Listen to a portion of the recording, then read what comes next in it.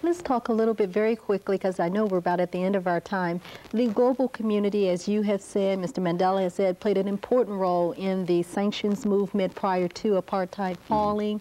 What role now, what critical role does the church have to play now, and not only the church, but the worldwide community in solidarity, not only with South Africa, perhaps even the whole continent, which is very much looking for a sense of some hope from our friends here?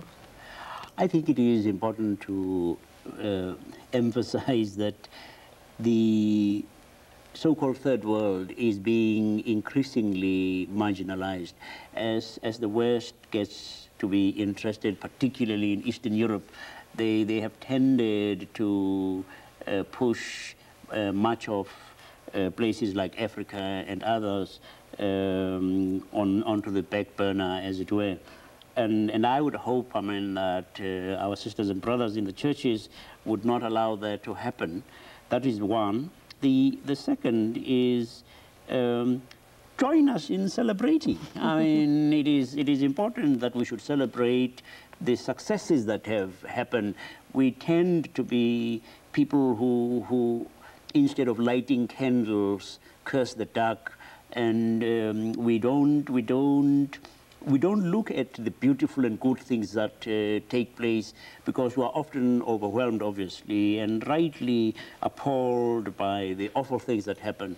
That I think, as I indicated, that it is going to be important that we seek to work for a just economic order in the world. I mean, Africa and many countries provide resources which are sold at very low prices to the manufacturing countries who sell their produce back at very high prices. There is an inequity in that kind of transaction, and it is going to be important that we seek to work out a more just economic order. We in South Africa would say, you helped us by disinvestment. We would now like to reverse that process. Now invest. Yes, invest, yes, because we've got many problems that apartheid has left us: homelessness, unemployment, poor education, inadequate health care, and we need to be able to deal with those, that our economy must be given a kickstart to become more vigorous. And when it is vigorous, you see, it's going to have an important repercussion in the economies of Africa and in the economies of the West, because South Africa is basically a wealthy country.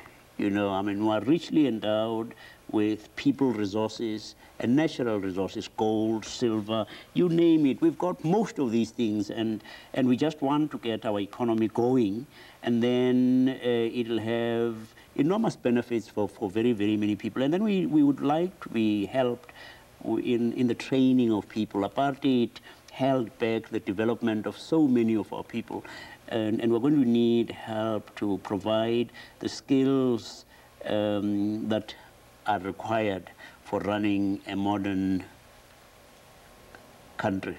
You've now led me to my last question, and that is the children. You talk about the investment, and we know literally thousands of children lost their lives in the struggle for South Africa. Is there a sense of galvanizing and moving forward now with the future, and how are the children feeling? Because we know this is where the future is. Yeah.